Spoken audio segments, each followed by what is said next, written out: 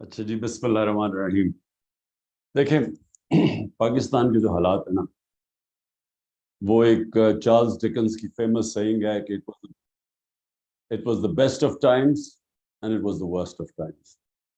Worst of Times تو آپ سب کو پتہ ہے، جو ملک کے حالات ہیں، جو انہوں نے کیا پاکستان کے سے، وہ تو خیر کوئی دشمن بھی نہیں کر سکتا تھا کہ کدھر وہ ایک سال پہلے کدھر کھڑی تھی اکانومی اور آج کدھر پہنچ گئی ہے، اور یہ بار بار ہمیں بلیم کرتے جا رہے تھے کہ جی ہماری وجہ سے ہے۔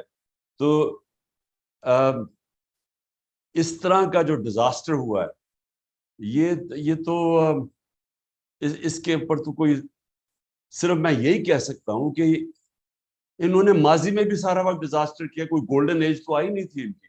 99 میں بھی یہ ڈیزاسٹر چھوڑ کے گئے تھے، 2018 میں بھی چھوڑ کے گئے تھے۔ تو میں نے جب باجوہ کو کہا اور پھر یہ شوکت کو بھیجا اس کو بتانے کے لیے کہ ہمیں جب پتا چلا یہ سازش کر رہا ہے، تو ہم نے اس کو بتایا، میں نے بھی بتایا اس نے بھی، کہ اس وقت بڑی مشکلوں سے کموڈیٹی سپر سائیکل کے ہوتے ہوئے ہم بڑی ڈیلیکیٹلی اپنی اکانومی بیلنس کر رہے ہیں، کیونکہ وہ اس وقت تیل تو وہ $110 پہ پہنچ چکا تھا بیرل پہ انٹرنیشنلی، تو پریشر تو پڑا جا رہا تھا۔ تو اس سے میں نے بھی کہا، اس نے بھی کہا کہ ایک دفعہ اگر آپ نے اس کو ڈی اسٹیبلائز کر دیا پولیٹیکلی، تو یہ ایک اکانومی یہ نہیں سنبھال سکے گی، کیونکہ انہوں نے ماضی میں بھی کبھی نہیں سنبھالی تھی۔ اینی وے وہ ہو گیا۔ تو دیکھیں ابھی جو آپ نے جاوید آپ نے بات کی پولیٹیکل اکانومی کی، دیکھیں اصل میں یہ ہو ہی نہیں سکتا کہ آپ کی پولیٹیکل انسٹیبلٹی ہو اور آپ کی اکانومی ٹھیک ہو جائے۔ یہ ہو ہی نہیں سکتا کہ آپ ایک ویک پولیٹیکل گورنمنٹ آئے اور وہ آ کے ریفارمز کر دے۔ یعنی مجھے پتا ہے کہ کس طرح ہم نے یہ 3.5 سال گزارا کیا تھا، جب ہمارے پاس کلیئر میجورٹی نہیں تھی، ہم مضبوط نہیں تھے، تو کس طرح کے پریشر فیس کرنے پڑے کہ جب بھی کوئی طاقتور مافیا کو پر ہاتھ ڈالتے تھے تو اپنے اندر سے ہی اپنی میجورٹی بچانے میں پرابلم لگ جاتا تھا۔ اور پھر جب سپر کنگ صاحب اگر فیصلہ کریں کہ یہاں اکاؤنٹیبلٹی نہیں ہونی، تو ہم جو مرضی کر لیں، اکاؤنٹیبلٹی نہیں ہو سکتی تھی، کیونکہ یہاں ہماری کمزوری اتنی تھی۔ تو یہ جو اب ہے، یہ ورسٹ آف ٹائمز تو بتا دیا، بیسٹ آف ٹائمز تب آئے گا اگر ایک اسٹرانگ اور اسٹیبل گورنمنٹ پبلک مینڈیٹ سے آئے، اور پھر اس کرائسس کی وجہ سے وہ سویپنگ ریفارمز کرے، جو بڑی دیر پہلے پاکستان کو کرنا چاہیے تھا، لیکن نہ کسی کی ویژن تھی اور نہ ہو سکتا طاقت بھی نہ ہو، جو ہمارے پاس نہیں تھی وہ اسٹرینتھ۔ لیکن اب میں پہلی دفعہ دیکھ رہا ہوں کہ اس کرائسس میں تو آپ بزنس ایز یوزول کنڈکٹ کر ہی نہیں سکتے۔ اس میں تو آپ وہ سٹیپس لینے پڑیں گے جو میرے نہیں خیال میں کسی گورنمنٹ نے ابھی تک لی، اور وہ لینے پڑیں گے، کیونکہ کوئی بھی چیز اب اس کرائسس سے نکل نہیں سکتی۔ لیکن میرے خیال میں کہ اگر ایک پبلک مینڈیٹ سے گورنمنٹ آئے، لوگوں سے سچ بولے، لوگوں کو تیار کرے، میں جو اپنی قوم کو جانتا ہوں، جو میں نے ایک زیرو سے پارٹی اٹھا کے ادھر تک آج پہنچی ہے کہ سب سے بڑی پارٹی ہے پاکستان کی تاریخ میں، یہ جو آج جو پبلک ہماری سٹینڈنگ ہے، یہ کسی پارٹی کی نہیں تھی ویسٹ پاکستان۔ ہاں مجیب الرحمان کی پارٹی تھی 1970 میں ایسٹ پاکستان، لیکن ادھر کبھی پارٹی کی اس طرح کی پبلک بیکنگ نہیں جو آج اس کی۔ تو اس پبلک بیکنگ کا فائدہ اٹھاتے ہوئے ہم اگر الیکشنز کے اندر ایک کلیئر میجورٹی آتی، اس کے بیس کے اوپر لوگوں کو مینٹلی تیار کر کے پہلے کہ یہ آپ ایکسپیکٹ کریں کہ ہم نے بڑے مشکل وقت سے گزرنا ہے، ہم نے یہ کینسر پھیل رہی ہے جسم میں، اس کو کاٹنا ہے، تکلیف ہوگی، لیکن اس کے بعد آپ کا اچھا وقت آ جائے۔ جو میں اپنے لوگوں کو جانتا ہوں، آپ دیکھ لینا، یہ بڑی ریزیلینٹ قوم ہے، یہ کھڑی ہو جائے گی۔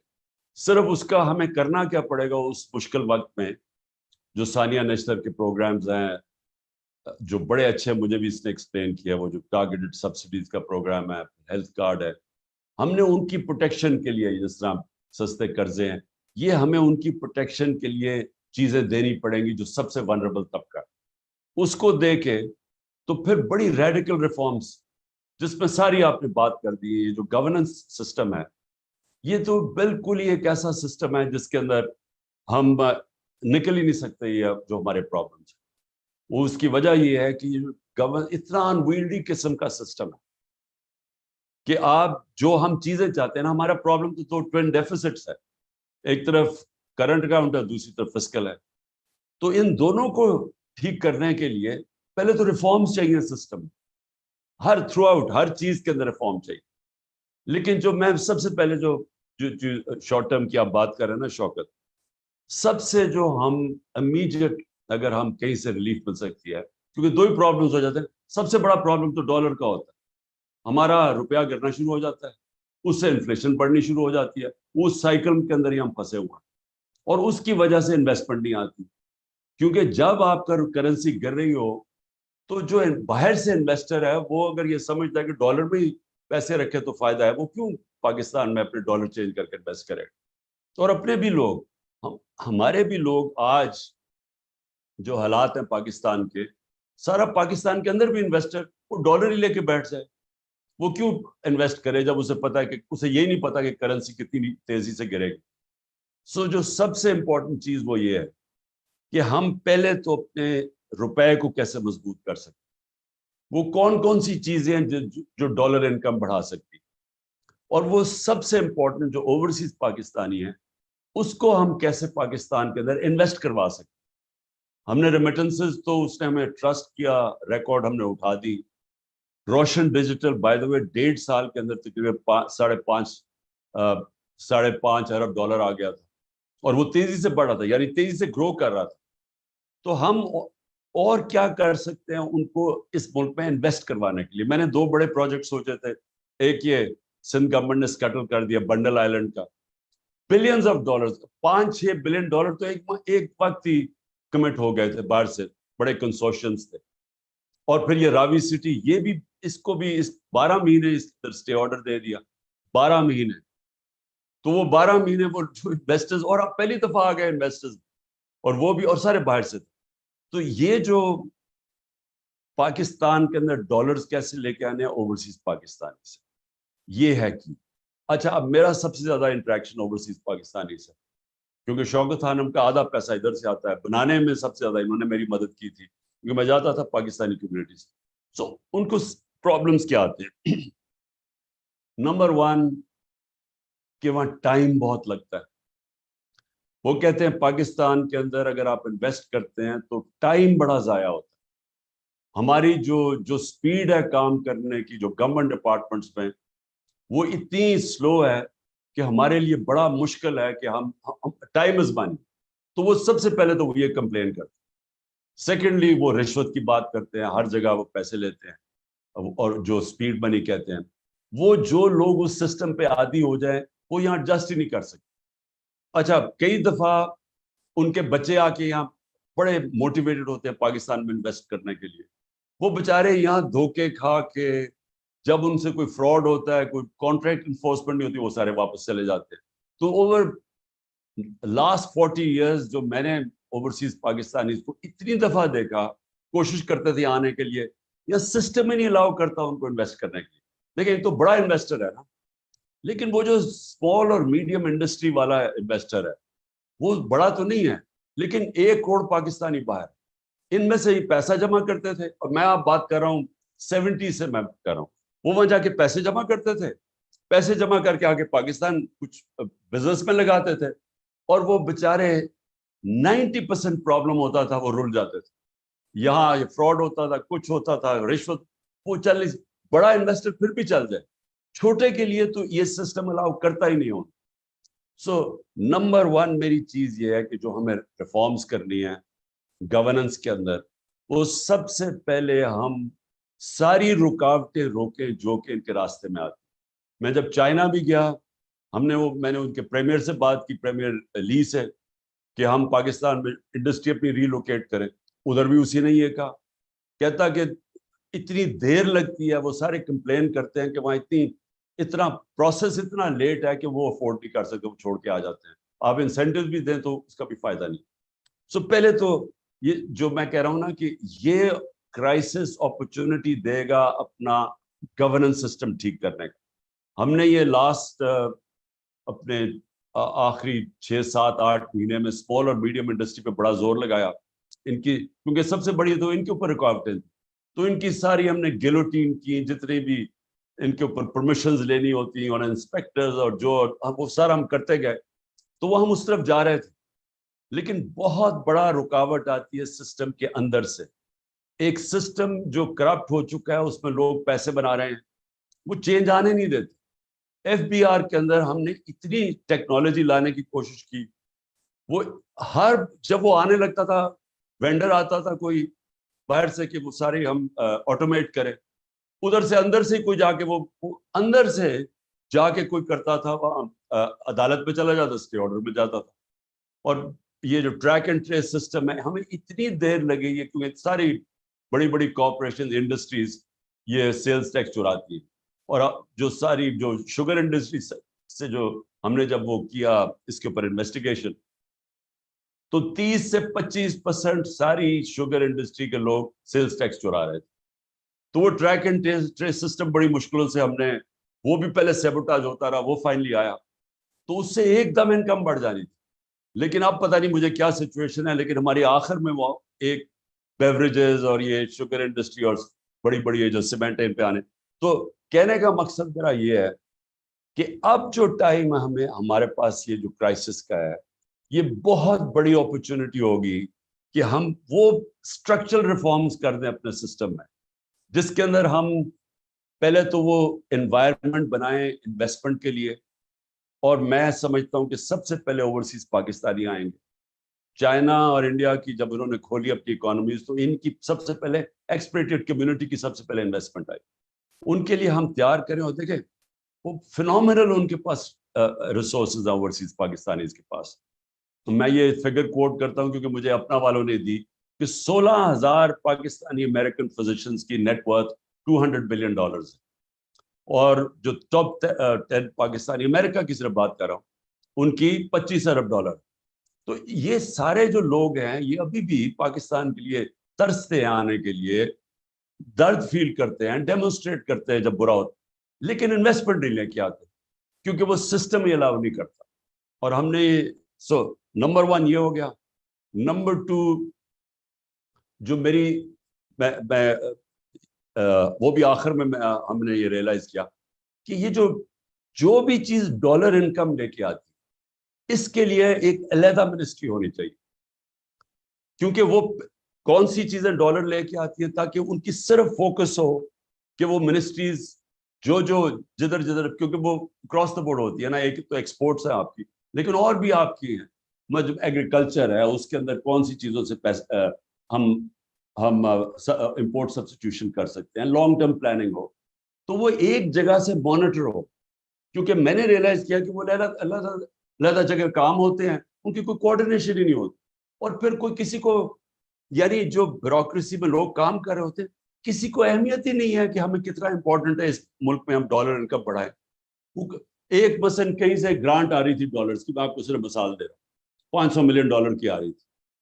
وہ ورلڈ بینک والا وہ جو ایلانگو تھا وہ میرے پاس آیا، کہتا کہ تمہیں پتا ہے تمہارے پاس صرف 2 ہفتے رہ گئے اور وہ گرانٹ واپس جا رہی ہے. میں بڑی دیر کا، میں 3 مہینے پہلے ہم نے گو ہیڈ دی ہوئی تھی اس کو. تو میں نے جب چیک کیا، ایک سیکشن آفیسر نے آبجیکشن لگا دی تھی اس کو، گرانٹ آ رہی ہے $500 ملین کی. اس آبجیکشن کی وجہ سے وہ صرف 2 ہفتے رہ گئے تھے، وہ گرانٹ واپس جا رہی تھی.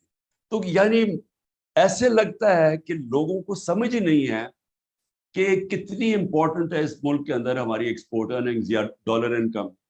تو میں یہ سوچ رہا تھا کہ ایک اگر منسٹری کا صرف یہ کام ہو کہ کون سی چیزیں ڈالرز لے کے آتی ہیں، اور وہ ان کی سارا وقت پلاننگ ہو رہی ہو کہ ہم کیسے اس کو ایکسپینڈ کر سکتے ہیں، ہم کدھر پرابلمز آ رہے ہیں وہ دور کریں. تو اور پھر ایگریکلچر ہے، اور ہے مثلا ٹورزم کی کبھی بھی نہیں ہونی چاہیے کہ اس کو یہ پروونسز کے اندر چلے گئے ٹورزم.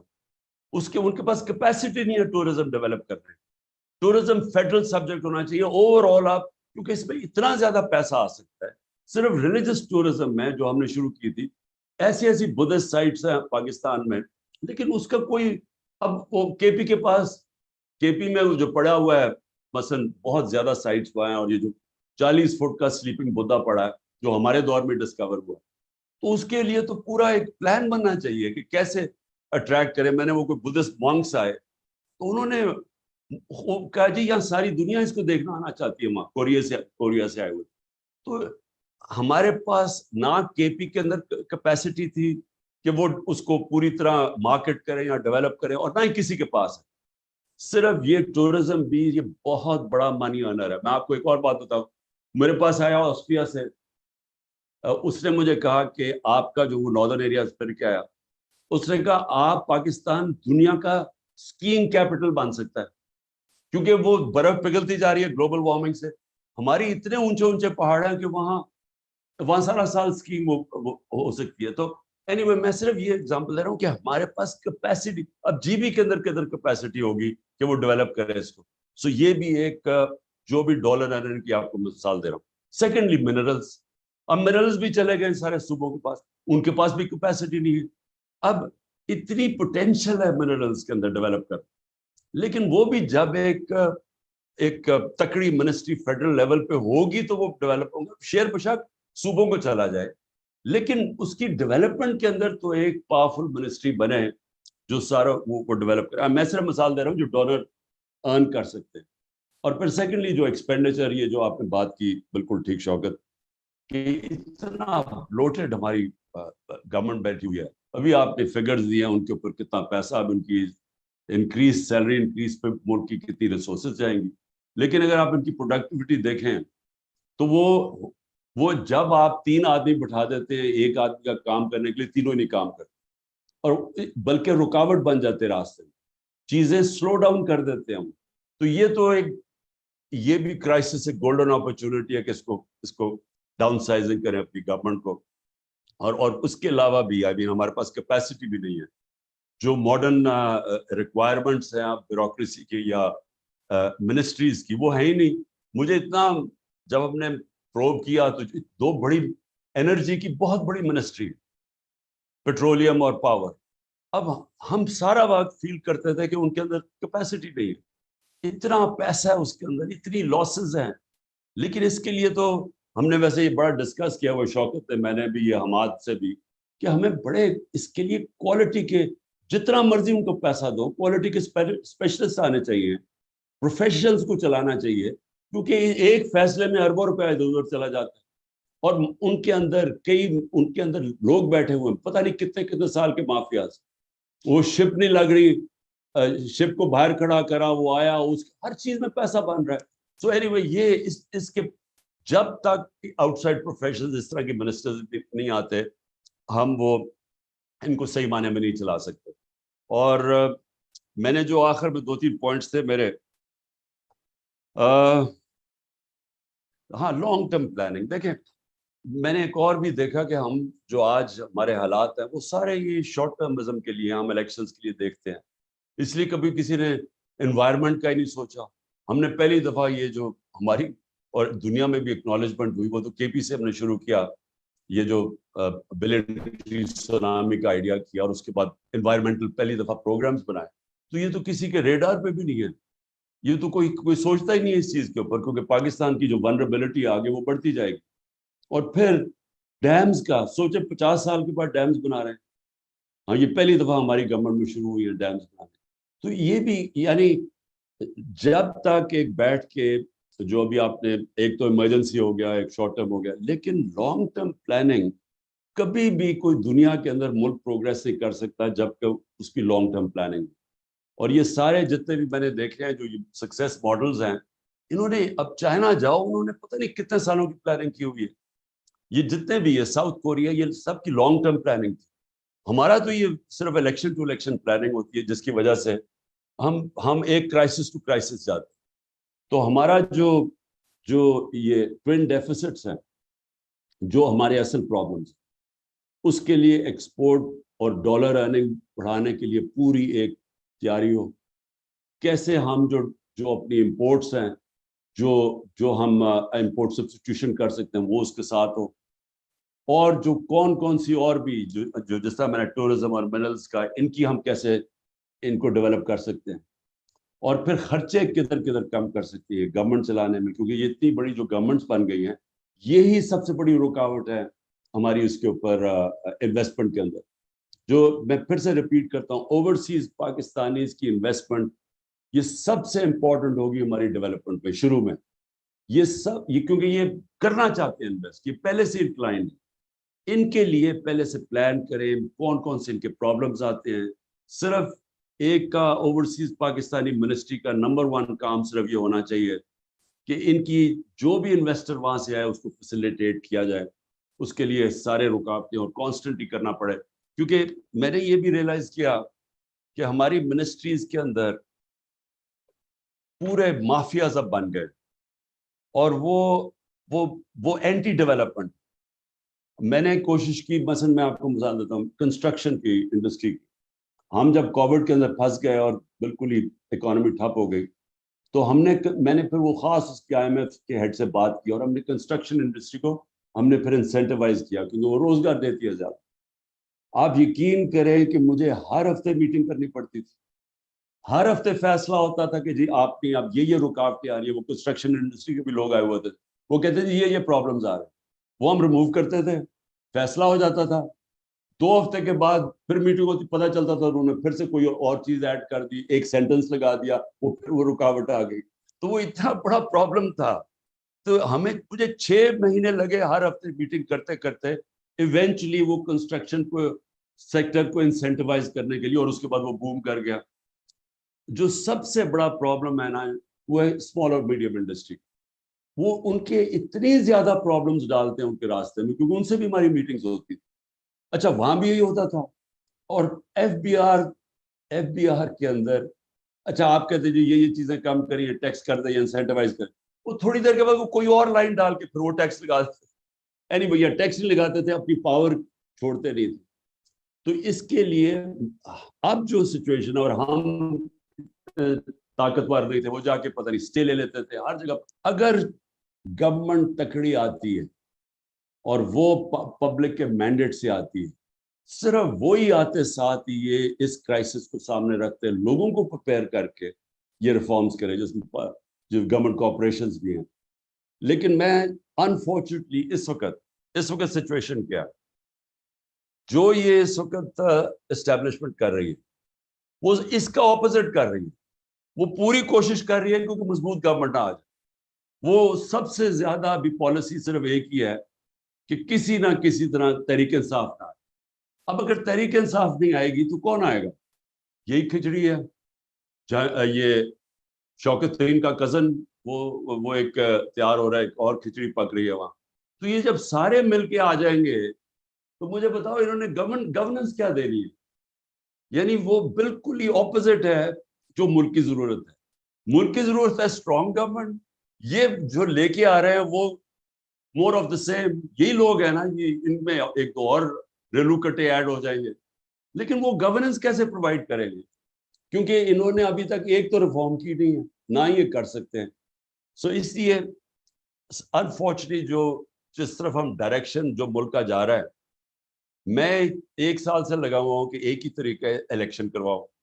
इलेक्शन करवाओगे तो पॉलिटिकल स्टेबिलिटी आएगी। जब तक पॉलिटिकल स्टेबिलिटी आएगी, इकोनॉमी ने स्टेबलाइज नहीं करना। और वही एक काम को उसका उल्टा कर रहे हैं। अब कह रहे हैं जी अक्टूबर में इलेक्शन करवाना है। अब कह रहे हैं कि अक्टूबर में भी शायद इलेक्शन ना हो, अगले मार्च पे चला जाए। वो क्यों चला जाए? क्योंकि जब तक पीटीआई क्रश नहीं हो जाती इन्होंने इलेक्शन नहीं करवाना। अब मुझे ये बताओ कि जिनकी सोच ये है वो पाकिस्तान को तो नहीं सोच रहे। क्योंकि पाकिस्तान का तो जिस तरह हम सब जानते हैं, जिस तरह ये जावेद ने बड़ी अच्छी बात की कि पॉलिटिक्स और इकोनॉमिक्स तो साथ साथ जाती है। तो ये अगर इस सिचुएशन के अंदर हमारे पास पॉलिटिकल स्टेबिलिटी नहीं आती तो ना यहाँ कोई रिफॉर्म्स हो सकती है, ना हम इस क्राइसिस से निकल सकते हैं, ना इनके पास कोई रोड मैप है। अब इनके पास तो कोई रोड मैप है ही नहीं, जो होता नजर आ जाना था अब तक। प्लस ना कोई ट्रस्ट करता है। और जो मेरी फीलिंग है कि हमें जो शॉर्ट टर्म में बूस्ट मिलेगी वो ओवरसीज पाकिस्तानी से, वो तो सबसे पहले ही रोशन डिजिटल से पैसा कम हो गया, रेमिटेंसेस गिरनी शुरू हो गई। उन्होंने तो इन्वेस्ट करना नहीं है। और वो क्यों इन्वेस्ट करेंगे जब इनकी सारी लीडरशिप के अरबों डॉलर बाहर पड़े हुए हैं, अपने पैसे बाहर रखे हुए हैं, और लोगों को कह रहे हैं कि पाकिस्तान, वो इन्वेस्ट नहीं करने लगे। तो है ही सिर्फ एक सोल्यूशन कि हमारी जो रिफॉर्म प्रोग्राम की बिगिनिंग होगी वो होगी तब कि फ्री एंड फेयर इलेक्शंस हो। ایک پبلک مینڈیٹ سے گورنمنٹ آئے اور پھر وہ سرجیکل ریفارمز کرے, پبلک کو اپنے ساتھ لے. پبلک اس ملک کی بڑی تکڑی ہے. اگر ہم پبلک کو صرف یہ سمجھا دیں کہ آپ کو یہ مشکل پیریڈ گزرنا پڑے گا جب تک یہ ریفارمز چلتی نہیں ہیں, میرے خیال میں پبلک ساتھ چلے گی اگر وہ گورنمنٹ کو ٹرسٹ کرتے ہیں. اور اس کے ساتھ یہ سارے ہم وہ پروگرامز جو ہم نے شروع کیے ہوئے تھے, جس میں ہیلتھ کارڈ بہت امپورٹنٹ ہے, کیونکہ یہ ہیلتھ کارڈ کی صرف یہی نہیں ہے کہ یہ غریب آدمی کا سب سے, جب بیچارہ بیمار ہوتا ہے, عام آدمی, غریب کیا, اب تو مڈل کلاس کا بھی یہی حالات ہے, جب وہ سب سے تکلیف میں ہوتا ہے اس کے پاس ہیلتھ انشورنس ہو, وہ اس سے بہتر نعمت آپ نے کسی کو, آپ عام آدمی کو دے سکتے ہیں. لیکن اس کے علاوہ پہلی دفعہ پرائیویٹ سیکٹر کے ہاسپٹل دیہاتی علاقوں میں جا رہے تھے. پہلی دفعہ کیٹرک کے آپریشن کرنے کے لیے ڈاکٹرز نے اپنی چھوٹی چھوٹی کلینکس کھولنی تھی دیہاتوں کے اندر, ہیلتھ کارڈ کی وجہ سے. نہیں تو وہاں تو ان بیچارے لوگ بے بس ہے, ہمارے پاس پیسہ ہی نہیں ہے انفراسٹرکچر بنانے کا سارے پاکستان میں ہاسپٹلس کا. تو ایک بالکل کوانٹم چینج آ رہا تھا ہمارا پورا ہیلتھ سسٹم اور ان کی پروٹیکشن کے علاوہ. اور دوسرا پھر یہ جو احساس کا پروگرام ہے, ٹارگیٹڈ سبسڈیز, یہ بالکل سبسڈیز ٹارگیٹ ہونی چاہیے. یہ جو اتنا زیادہ ہم سبسڈائز کرتے ہیں پیسہ, وہ جاتا ہی نہیں ہے. وہ تو, اور یہ بھی بات کی ایکسپورٹس کا بھی سبسڈائز تب کریں جب اس کا رزلٹ نظر آئے کہ ہاں ایکسپورٹ سے آپ کی انکریز ہوئی ہے, تو تب سبسڈیز ہے. تو یہ جو اب تک سبسڈائز کرنے کے پروگرامز ہیں, اس کو بالکل چینج کرنا چاہیے. اور ثانیہ نے یہ جو یہ نچلے طبقے کے لیے ٹارگیٹڈ سبسڈی, وہ بڑا, میں نے اس کی پریزنٹیشن دیکھی ہے, زبردست پروگرام اس نے بنایا. اور اس کے علاوہ یہ جو ہم نچلے طبقے کو اگر دھیان کر لینا, کیونکہ یہ مشکل وقت میں ان کے اوپر پریشر نہ پڑے, تو اس کے بعد میرے خیال میں یہ قوم تیار ہو جائے گی یہ اس ریفارم پروگرامز کے لیے. تو میں سب کا شکریہ ادا کرنا چاہتا ہوں, کیونکہ آپ کی, مجھے آج کل آپ کو پتہ ہے کہ مجھے ٹائم نہیں ملتا, کیونکہ میں لاء سیکھ رہا ہوں. اب میں اتنی زیادہ عدالتوں میں جا چکا ہوں کہ میں بڑا ایکسپرٹ بن جاؤں گا لاء کا, تو اس لیے مجھے اتنا وقت نہیں ملا. لیکن میں انشاءاللہ یہ تھوڑا سا پریشر ایز ہوتا ہے تو ہم شوکت یہ ریگولر میٹنگز کریں گے. میں ابھی بھی کنونسڈ ہوں, وہ ابھی ہم بات نہیں کریں گے اس کے اوپر, لیکن میں کنونسڈ ہوں کہ تھوڑا سا out of the box thinking کرنی پڑے گی, کہ یہ جو ہمارا روپیہ گرتا ہے اور یہ جو اس کے ساتھ انفلیشن آتی ہے, یہ جو سب سے بڑا پرابلم ہے, اس کے اوپر تھوڑی سی out of the box thinking جو ہے, اس کے اوپر اور ڈیبیٹ چاہیے. کیونکہ وہ جو ہمارا دوست ہے, وہ پورا پیپر اس نے بنا کے ابھی مجھے بھیجنے لگا, جو میں آپ سب کے اندر سرکولیٹ کروں گا. اس نے وہ بڑا کمپریہنسو ایک پروگرام بنایا کہ اس کے خیال میں کرنٹ سچویشن میں ہم کیسے نکلیں گے. اوکے جی, تھینک یو, بہت شکریہ.